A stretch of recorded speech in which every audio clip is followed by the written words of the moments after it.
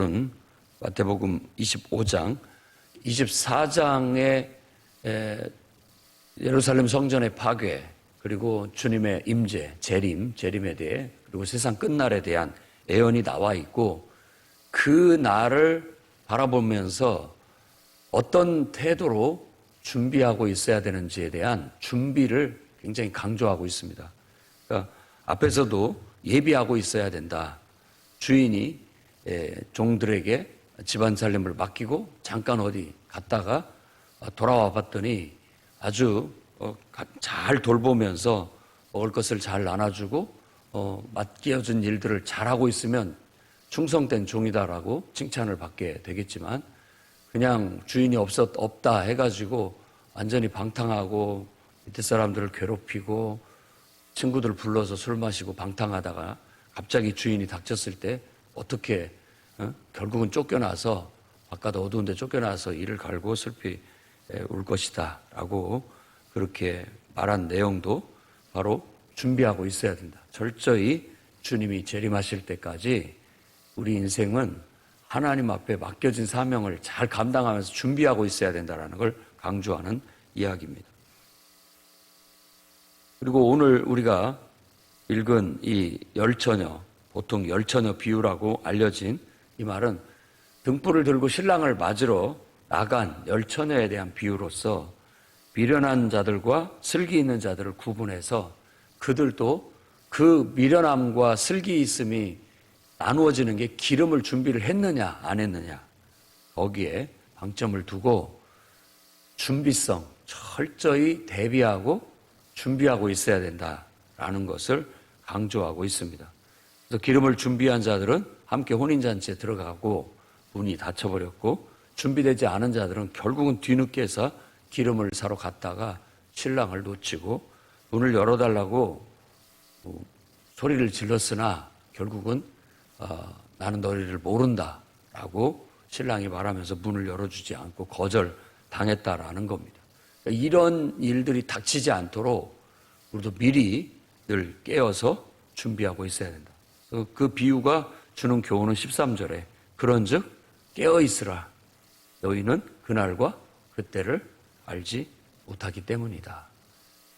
언제 주님이 오시더라도 항상 내 할 역할과 내 본분, 그리고 미리미리 앞을 내다보면서 준비하고 나아가는 그런 태도로 이 시대를 사는 모든 성도들은 그런 자세로 살아야 된다는 걸 강조하고 있습니다.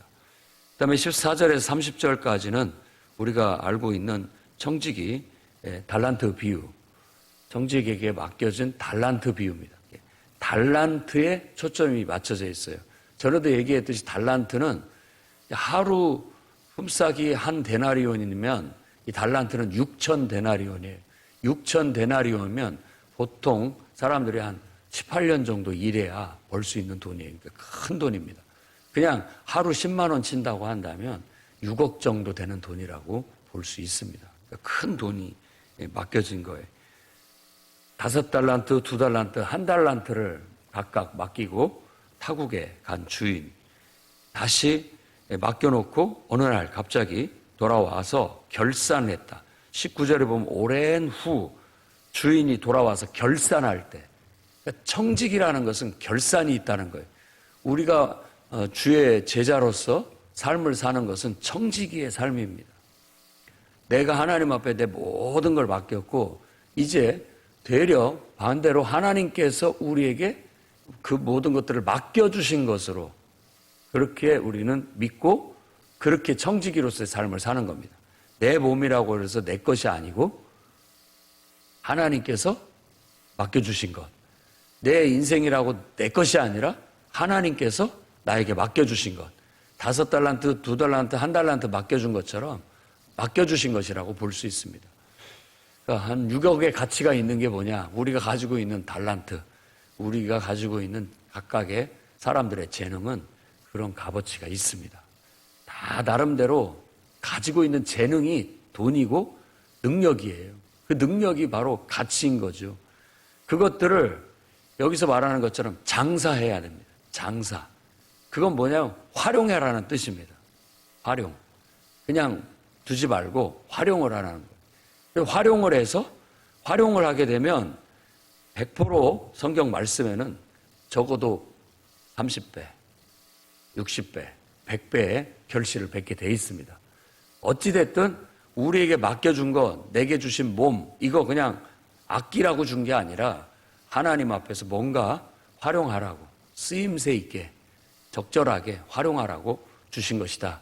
내게 주신 재능, 내게 주신 모든 것들도 하나님 앞에서 하나님의 뜻대로 활용하라고, 장사하라고, 활용하라고 하나님께서 주신 것이다. 라는 그런 정신이 바로 선한 청지기 정신입니다.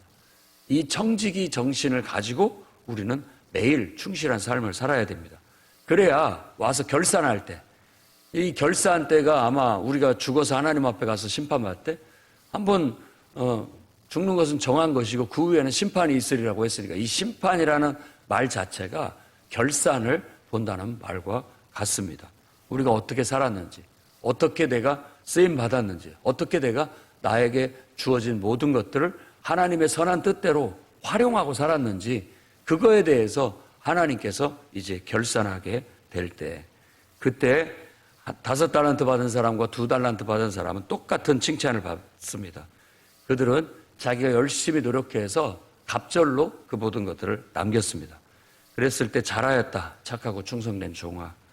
작은 일에 충성했으니까 더 많은 것을 내가 네게 맡기겠다. 그리고 내 주인의 즐거움에 참여해라. 이 두 가지 축복을 받습니다. 더 큰 것도 내가 너에게 맡길 수 있겠구나. 그리고 주인의 즐거움에 함께 참여해라. 곧 그 모든 것들이 결국은 주인을 위한 것이었지만 그 주인을 위한 것으로 끝나지 않고 그 주인의 즐거움이 곧 내 즐거움인 거예요. 주인의 축복이 곧 내 축복인 거예요. 그러니까 우리가 하나님을 위해서 산다고 하지만 사실은 자신을 위해서 사는 겁니다. 그 별개가 아니에요. 하나님을 위해서 살면 그만큼 하나님이 나에게 그 모든 것들을 똑같이 누리게 해주시는 것이죠. 가만 보면 백지장 한 장 차이입니다. 나를 위해서 살면 결국은 다 이거 지푸라기 같아서 허상이 돼버리고 결국은 사라져버리지만 하나님을 위해서 살면 그 하나님을 위해서 산 모든 것들이 고스란히 나에게 누릴 수 있는 것들로 주어지게 된다라는 것이 이 말씀에 감추어진 진리라고 볼 수 있는 겁니다. 그리고 이렇게 이 땅에서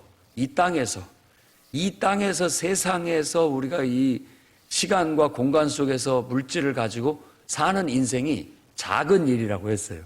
그러니까 천국에서는 얼마나 더 크게 우리가 하나님을 위해서 쓰임 받을 수 있을지 그것들을 생각을 하면 더 큰 은혜고 축복이죠. 여러분 마음속에 늘 간직하십시오.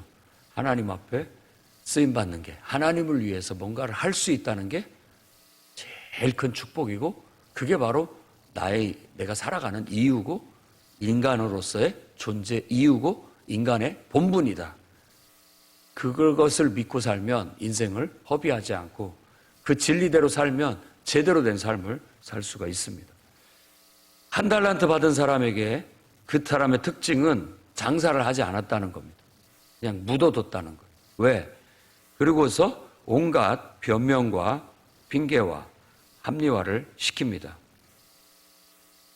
그러니까 주인이 혹시라도 이 돈에서 손실을 보면 주인이 나를 뭐라고 할까봐, 혼낼까봐 그래서 그랬다라는 겁니다.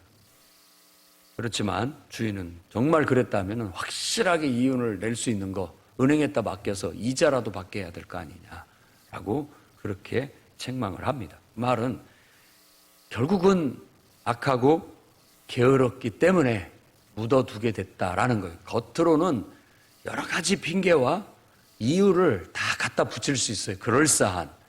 그러나 결국은 결과는 뭐냐? 결과는 아무것도 한 게 없다는 거예요.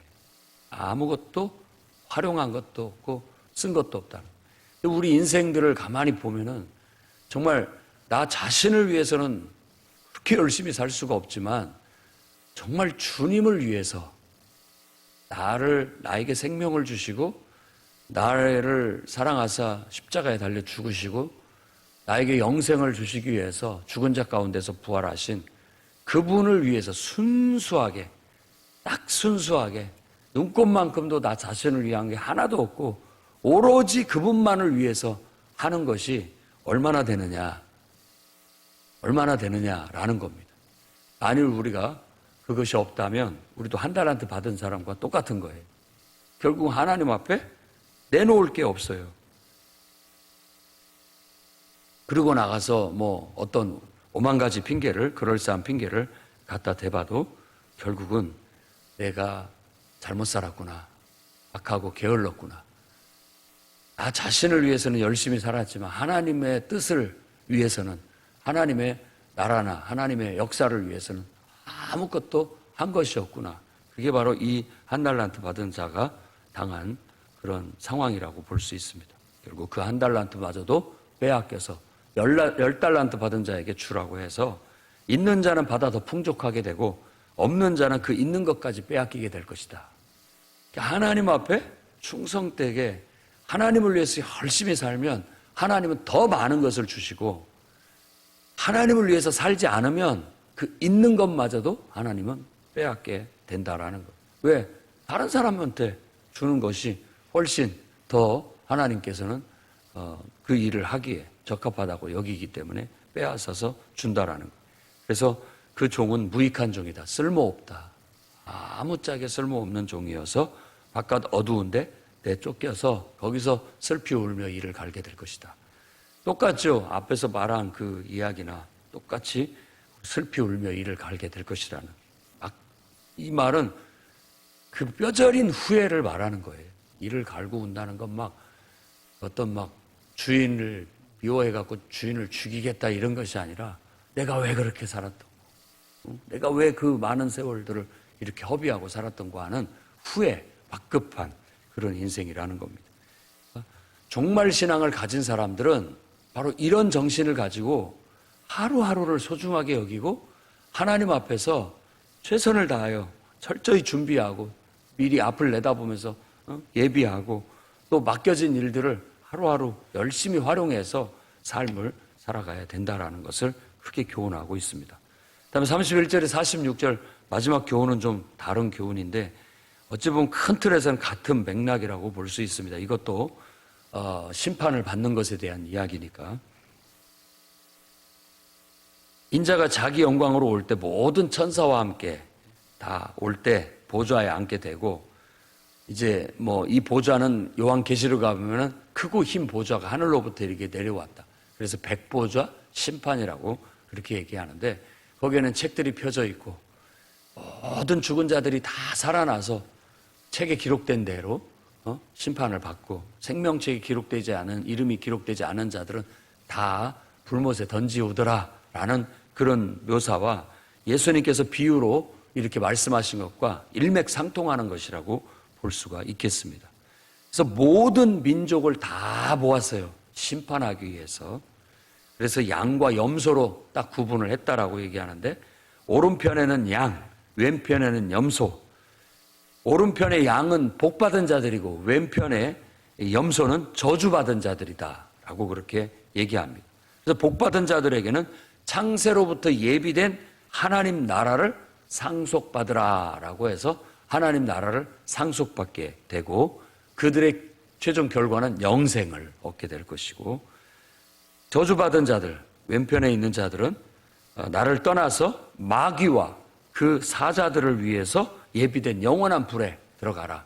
이 영원한 불이 바로 요한계시록에 나와 있는 그 불입니다. 그래서 그들은 영벌에 처해지게 될 것이다 라는 게 이 큰 틀의 이 비유의 구조예요. 딱 짜여진 비유입니다. 여기에서 말하고자 하는 바는 왜 누구는 양이고 누구는 염소냐 라는 판단의 근거에 있습니다. 양편에 선 사람들도 자기들이 왜 양편에 섰는지 잘 모릅니다. 그러면서 질문을 하는 거예요. 왜 우리가 언제 그렇게 했느냐라고 그렇게 질문을 했을 때 주님의 답변은 결국은 예수님과 그의 형제, 여기서는 다른 게 아니에요. 그의 형제. 여기 이 40절 말씀, 여기 내 형제 중에 지극히 작은 자 하나에게 한 것이 곧 내게 한 것이다 라는 겁니다. 이 마태복음의 특징이 하나님 뜻대로 행하지 않으면 천국에 들어가지 못한다. 불법을 행하는 자들아 다 내게서 떠나가라. 이 모든 게 뭐냐면 하나님하고 하등의 관계 없이 주의 일을 했다라는 거예요. 주의 일이라고 했지만 하나님과 아무 관계가 없어요. 다 뭐 자기 일을 위해서 했거나 사람 보이기 위해서 했거나 하나님과 상관없는 것들이 하나님의 말씀으로 우리에게 주어져서 하나님의 말씀에 의해서 내가 한다라는 순종이 아니라 그냥 자기가 한 거예요. 자기가. 그러니까 그런 것들을 이 마태복음에서는 철저히 제자 훈련을 시키면서 그건 불법이다. 그렇게 주의 일을 하는 게 아니다라는 걸 가르치는 거예요. 주의 이름으로 냉수한 것을 대접을 해더라도 그것은 다 하나님 앞에 기록이 되는 거고 상이 있지만 이거 나를 내세우기 위해서 했거나 그냥 인간적인 것으로 했다면 아무것도 남는 게 없어요. 그러니까 앞에서 말한 1달란트 받은 사람도 마찬가지인 거죠. 자기를 위해서는 뭐 많은 것들을 했겠지만 하나님을 위해서는 단 하나도 한 게 없다라는 거예요. 다 묻어둔 거나 마찬가지. 인생을 아무리 큰 부자가 되고 떵떵거리면서 많은 지혜와 능력을 갖고 큰 소리를 치고 자기 자랑을 하지만 하나님을 위해서 순수하게 그 모든 것들이 주님의 것입니다 하고 주님의 이름을 위하여 주님의 영광을 위해서 내놓지 못하고 활용하지 못한다면 아무것도 한 것이 없는 그냥 악하고 게으른 인생을 살았을 뿐이라는 걸 아셔야 됩니다. 여기서 바로 양편의 선자들도 자기들이 뭐 한 것이 있느냐? 겸손이죠.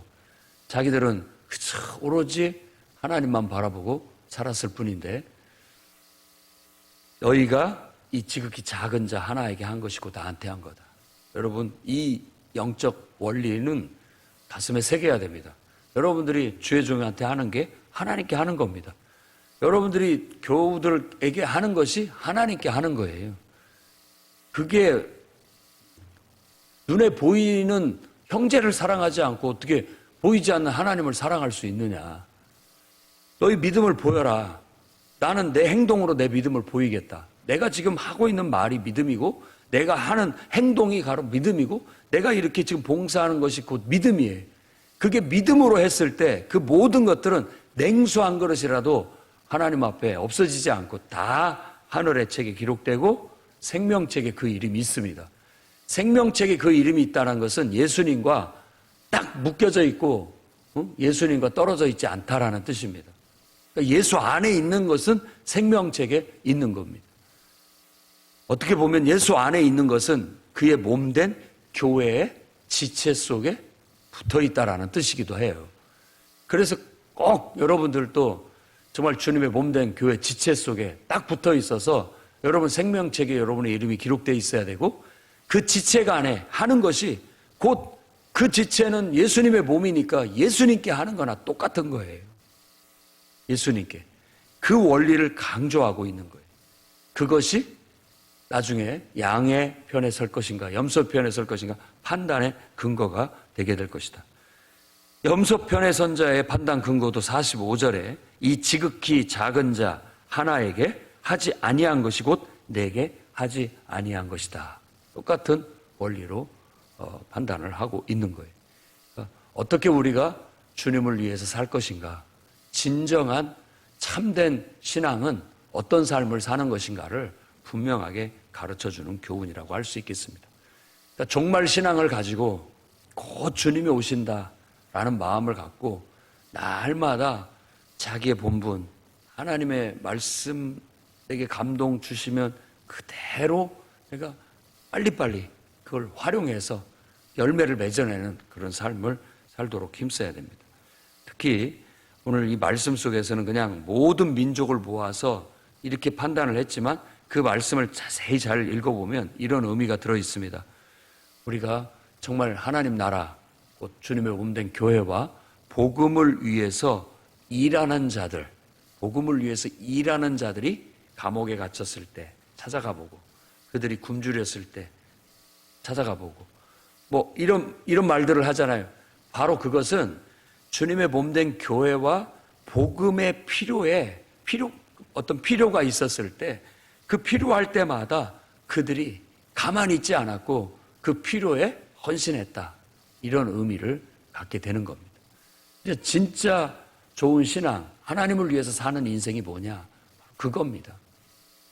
복음을 위해서 일하는 자들의 필요를 채워주는 것, 또 주님의 몸된 교회의 필요를 채워주는 것.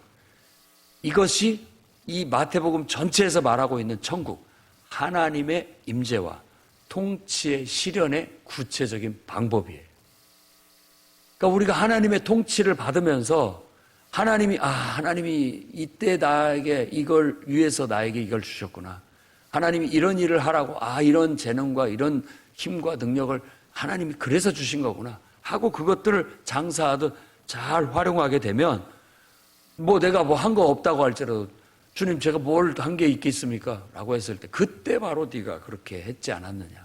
그것이 곧 나를 위한 것이었다 라고 하면서 그들을 칭찬하고 복받은 자들이라고 하고 창세로부터 예비된 하나님 나라를 상속받으라 라고 그렇게 말을 하게 되는 겁니다. 주의 이름으로 섬기고 주의 이름으로 봉사하고 헌신하는 모든 것들은 교회 안에서 실현되어지는 것입니다. 더 나아가서 교회라는 이름을 통해서 우리가 믿지 않는 세상 속에 바로 이와 같은 섬김과 봉사를 통해서 하나님의 통치를 실현하고 사는 거예요. 그게 천국의 삶인 겁니다.